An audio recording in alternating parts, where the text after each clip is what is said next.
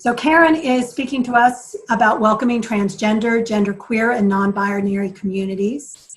She earned her PhD at Duke University in 1989 and was a professor at the College of Worcester in Worcester, Ohio for 25 years, where she taught classes in U.S. history, women's studies, men's history, and LGBTQ history, and started the Queer Studies program. She's published numerous articles, the most recent of which was Reconstructing Men in Savannah, 1865 to 1876, and Craig T. Friend's Southern Masculinity, Perspectives on Manhood in the South Since Reconstruction, available on Amazon, I might add. Since her retirement in 2010, she has been working on an animated children's film, which is still in progress, and just completed an educational, inspirational video on the relationships between identity and behavior entitled, Why Do We Act the Way We Do?, which is now on YouTube.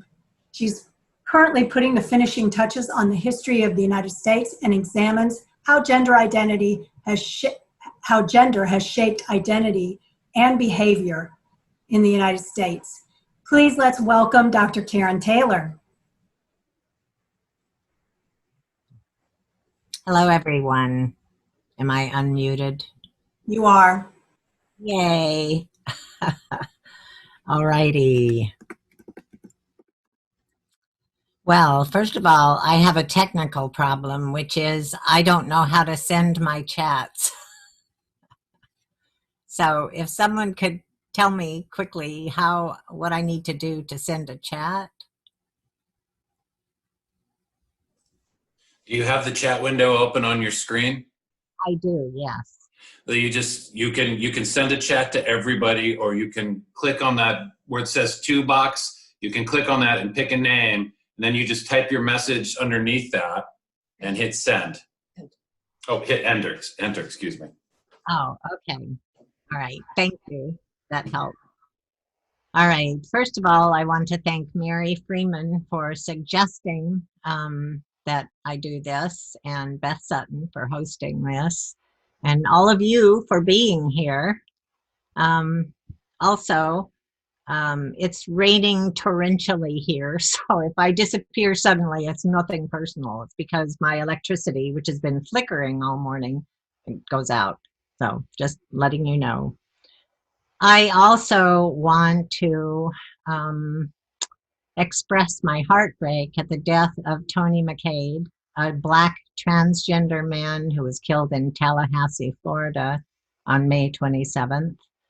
And his death is at least the 12th violent death of a transgendered person, non-conforming person this year in the U.S. He was allegedly killed by police, which would make him the third officer involved shooting in just under 2 months involving the Tallahassee Police Department.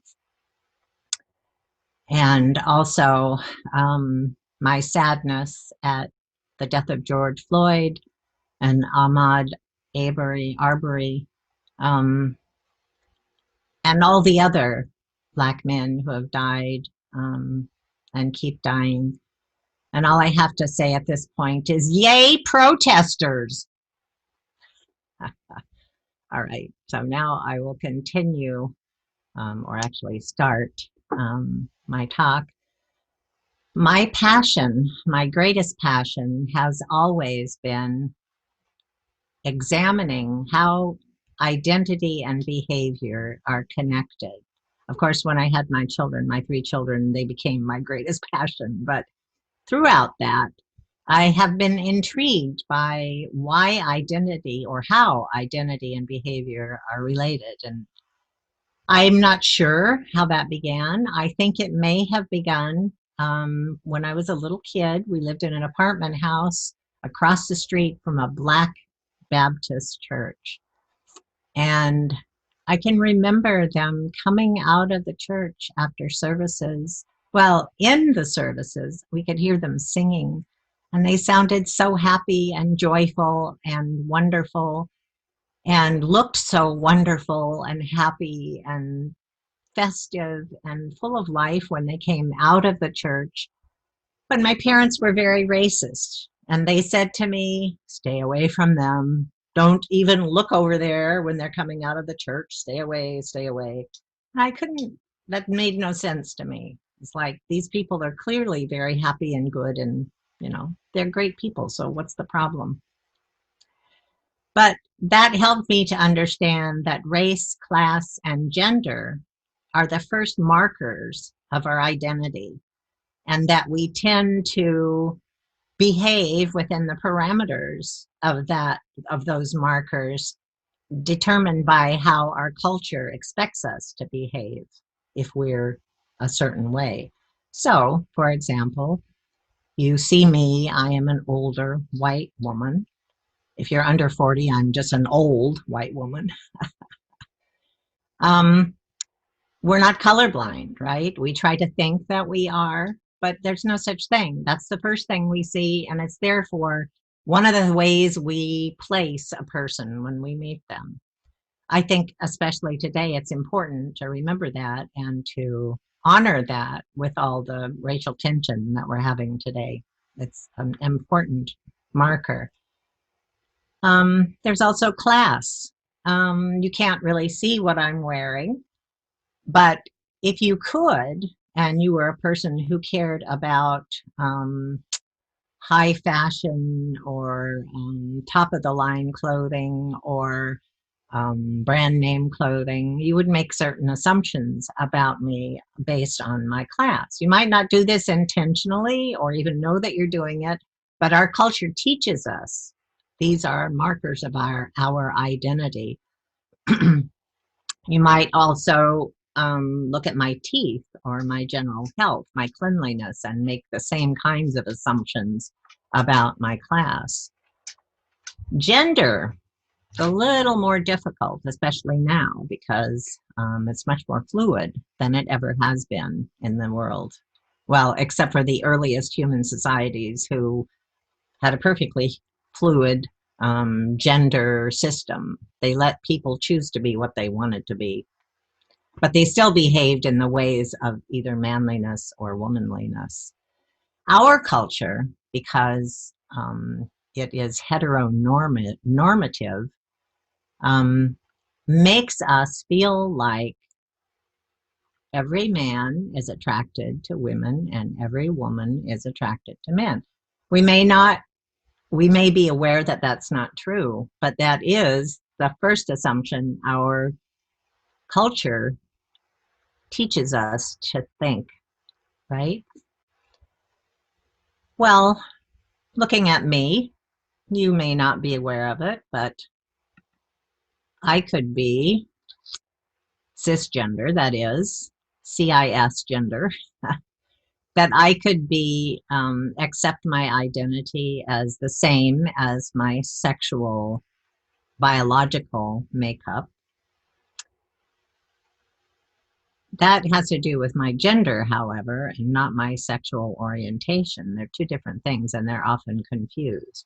My sexual orientation is the type of person that I'm attracted to, either sexually, romantically, or emotionally and spiritually.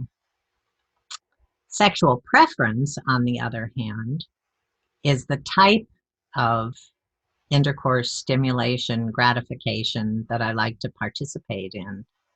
And people often conflate those two, but they are different, slightly different. But if we're talking just about gender, I could be a bigender person. That is a person who fluctuates between being a traditional woman or a traditional man based on the way our heteronormative society classifies people. Sometimes a bigender person fluctuates back and forth between the two. I could be an agender person. That is, a person who feels no connection or little connection to the traditional systems of gender and no alignment with either manhood or womanhood.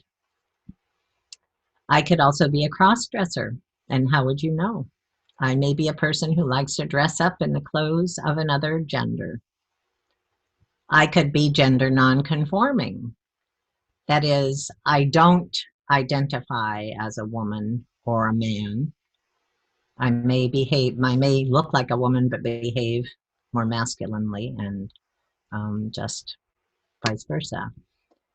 I could be an intersex person.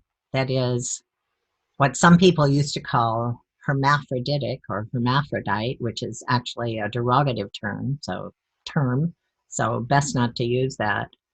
But an intersex person is a person who has a combination of chromosomes, gonads, hormones, internal sex organs, and genitals that differs from those that are expected in either a male or a female. I could be a transgender person. That is someone who has transitioned from living as one gender to living as another gender. I could be, for instance, a transitioned male to female or M to F. I could be a transvestite, a person who dresses as the binary opposite gender expression or a cross-dresser for reasons including relaxation, fun, or sexual gratification. In any of those cases, I could be passing. That is, I could be a person who appears to be just a normal woman, but in fact, I'm transgendered or one of those many other kinds of gender. So that's my gender identity or my possible gender identity. That is, my gender identity that I know is how I perceive my own gender and how I label myself based on whether or not I align or don't align with what society expects when they see me or what I was assigned at birth. When it comes to sexuality, that's even harder to detect, right? It doesn't always present itself in our appearance. So, for instance, I could be an aromantic person or aromantic person, pronounced both ways. That is, I would experience little or no romantic attraction to others and have a lack of interest in romance. I could be an asexual person, experiencing little or no sexual attraction to others or a lack of interest to sexual attraction. I could be bicurious, that is, curious about experiencing sex with people of my same gender or sex. I could be a bisexual person, a person who experiences attraction to men or women. I could also be a pansexual woman, which is basically the same thing. It doesn't matter what that person looks like or what gender they present. I could be attracted to them just depending on who they were. In other words, I could be on the down low. I could be presenting as a straight person, but secretly having sex with people of my own sex. I could be gynosexual or gynophilic, which means I would be attracted primarily to women, which would, in normal parlance, make me a lesbian, that is primarily attracted romantically, erotically, or emotionally to other women. I could be polyamorous.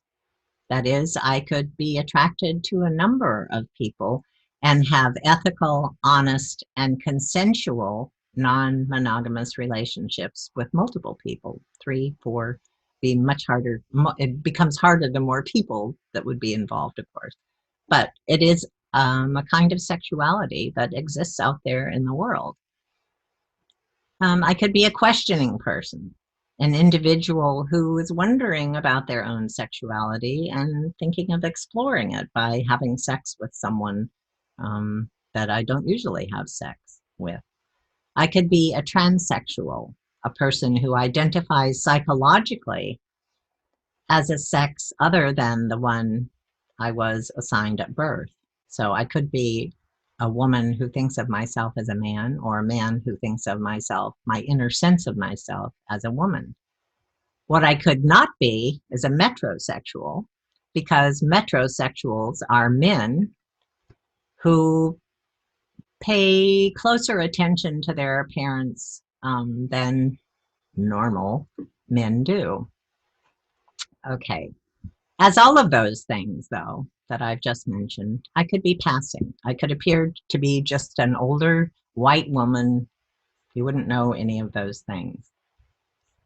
Our behavior then becomes one of the ways that we can reveal ourselves as who we are. So who you date, who you love, who you marry reveals a lot about your gender choices and your sexual choices. The other thing, of course, that reveals things about you besides those race and class differences is how you look.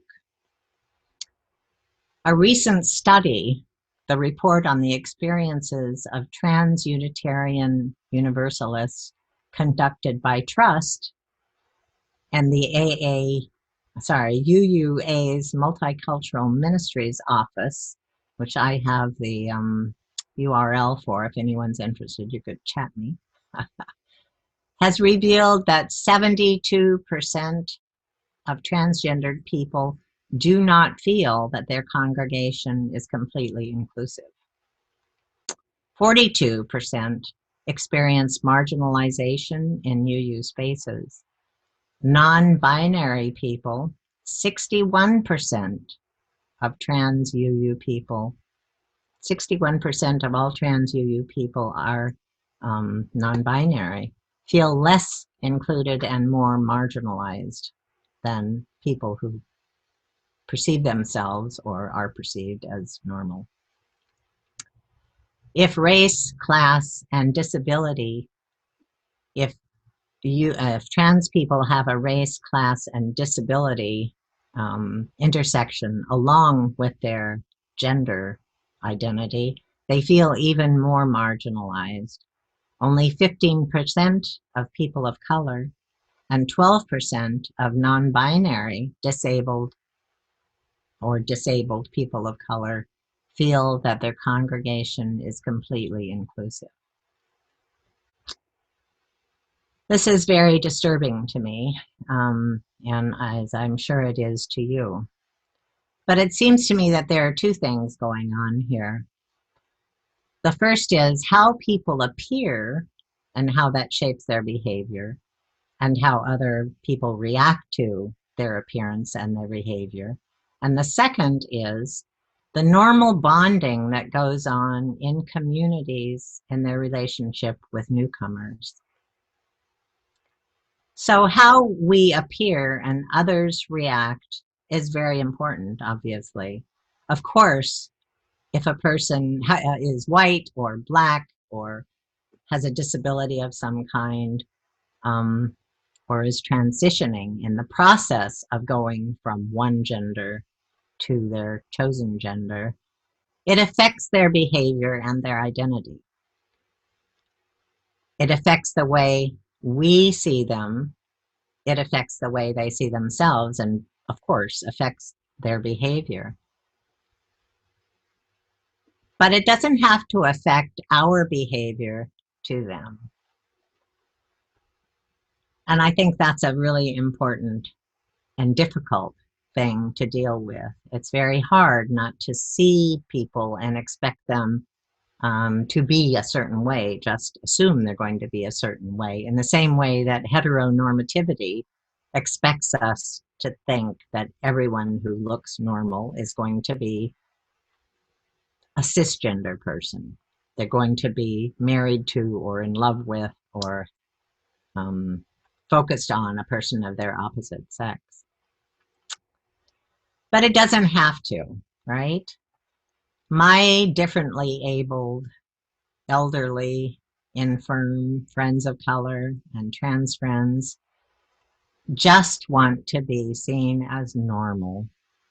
And I think, as Reverend Breeden's poem suggests, we are normal. We're all normal. They don't want to be treated differently because of the way they are. They don't want you to rush to open doors for them or help them with stuff or, I don't know, be especially solicitous of them if they appear differently. They want you to just treat them normally as you would treat anybody else. That seems It sounds easy, but it isn't. We are trained to see and react in certain ways. The other problem is even perhaps more difficult. The bonding in communities of people. We all have communities and friends, people who we are especially close to in those communities. And regardless of who a newcomer is, that person can feel excluded because they don't know all the people that we know, and they don't hang out with those people and chat with them and hug them and all that stuff as extensively as they might do with a newcomer. So a newcomer can feel excluded, and especially a newcomer who is a person of a different color than the majority, or a person who is differently abled, or a person who is transitioning, because they're already self-conscious about how they're going to fit in. And so it's going to make them more self-conscious if people are friendly but not really, more hang out with their own group. It's not that we mean to do that. It's not that we mean to exclude people. It just means that this is something we're used to doing, and therefore we don't really think about the fact that other people might be feeling left out. It's hard though. I mean, what do you do in that situation? It's hard to stretch ourselves to include a friend, a new friend. I don't know about you, but I often feel like I am blessed with so many friends that I just have no room, no time to include someone new. It's very hard to bring somebody else in. Plus, you don't know if that person is going to be accepted by your other friends or not. In my own life, I am trying very hard to bring new acquaintances in to my life. I try to make it so that if I have a new acquaintance, or a number of new acquaintances, I bring at least one of those people in. I invite them in. Sometimes it works, sometimes it doesn't work. Sometimes that person becomes a beautiful member, a treasured member of my circle of friends or my multiple circles of friends. The main point for me is to invite newcomers in, to remember that everyone is a newcomer at some point, an immigrant into our lives, and that the easier, or the kinder, maybe not easier, but the kindest thing we can do to that person is to make them feel included. Invite them in to lunch, to coffee, to happy hour, to a play, to yoga, to whatever. Because that way at least they know that we're trying to make them feel welcomed and included, and we're not just wrapped up in our own immediate bonded communities and friends. Thank you.